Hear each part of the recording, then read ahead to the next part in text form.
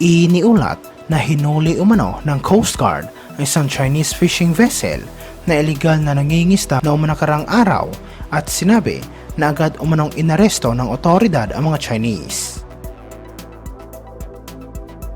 Sinabi ng Coast Guard sa pahayag nito na inaresto umano nila ang mahigit sa 10 Chinese na tripulante at kinumpiska na nasabing serbisyo ang kanilang barko dahil sa iligal na pangingisda sa karagatan ng Pilipinas. Sinabi din ng Coast Guard na posibleng ilang araw nang nangingisda ang mga Chinese at hindi umano kaagad ito na isumbong sa otoridad kaya hindi kaagad nila napigilan at nahuli ang mga ito. Nagpahayag naman ng babala ang Coast Guard sa mga banyagang mangingisda na iligal na pumapasok sa loob ng exclusive economic zone at sinabi na hindi sila magdadalawang isip na ipatupad ang mga batas ng bansa.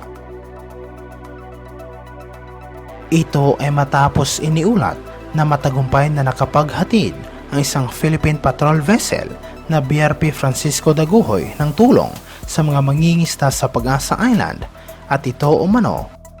pagkakataon na tumungo ang nasabing patrol vessel sa Pag-asa upang magbigay ng libreng fishing equipment tulad ng mga motor bangka. Inorganisa ng Philippine Coast Guard at Bureau of Fisheries and Aquatic Resources o BFAR ang nasabing biyahe upang maghatid ng mga post-harvest na kagamitan at fishing boats na nagkakahalaga ng 5 milyong piso para sa mga mangingisda sa Pag-asa Island. Habang naglalayag ang BRP Francisco Daguhoy kasama ang isang barko ng Philippine Navy, nakita ng mga tripulante nito ang 8 barko na mula sa hindi pa kilalang bansa ang nakaposisyon umano malapit sa Pag-asa Island. Sinabi ni Lieutenant Commander Mark Andreas, ang kapitan ng BRP Francisco Daguhoy, na siya at ang kanyang mga crew ay hindi umano nakatanggap ng anumang radio challenge sa loob ng 24 na oras na paglalayag nito mula sa Puerto Princesa, Palawan.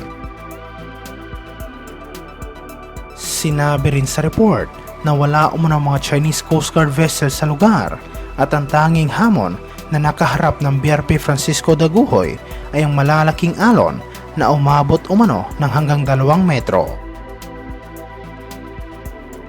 Sinabi naman ng commanding officer ng BRP Francisco Daguhoy na naranasan niya noon ang pagiging agresibo ng Chinese Coast Guard kabilang ang pagbuntot nito sa kanilang barko at mga radio challenge na nag-uutos sa kanila na umalis sa West Philippine Sea. Samantala sa ibang aspeto naman, iniulat na sinabi umano ng tagapagsalita ng Foreign Ministry ng China na si Wang Wenbin sa isang press briefing sa Beijing na iligal umanong pumasok ang mga patrol vessel ng Philippine Coast Guard sa maritime territory ng kanilang bansa, partikular na sa Renai Reef o kilala bilang Ayungin Shoal sa Pilipinas.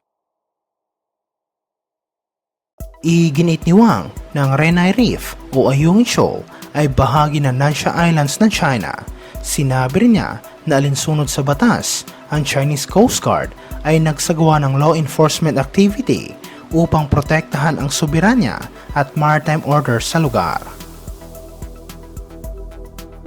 Naglabas ng pahayag si Wang bilang tugon sa ulat ng Philippine Coast Guard ng 2 patrol vessel nito ay iligal na hinarang ng isang barko ng Chinese Coast Guard sa West Philippine Sea na kung saan inilarawan ang naging aksyon bilang lubhang mapanganib. Ayon sa report ng PCG, 2 Chinese Coast Guard vessel, 6 na Chinese militia vessel at isang People's Liberation Army Navy ship ang nangharas sa 2 Coast Guard vessel nito sa loob ng exclusive economic zone ng Pilipinas.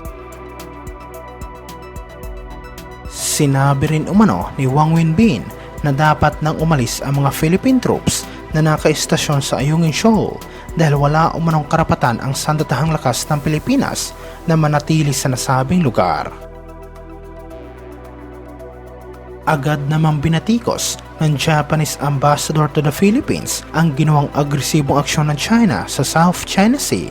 dahil sinuway umano ng komunistang bansa ang naging ruling ng Permanent Court of Arbitration at magre-resulta umano ito sa pagkasira ng kapayapaan sa rehiyon.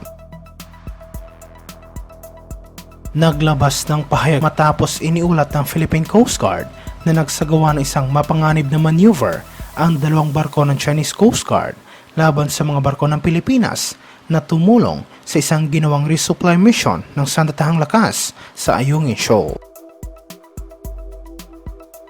Sinabi ng tagapagsalita ng PCG para sa West Philippine Sea na si Commodore J. Tariela ng BRP Malabrigo at BRP Malapascua ay patungo sana sa Ayungin Shoal nang bigla umanong lumapit ang mga barko ng CCG, kaya napilitan ang mga Philippine vessel na huminto upang maiwasan ang isang banggaan.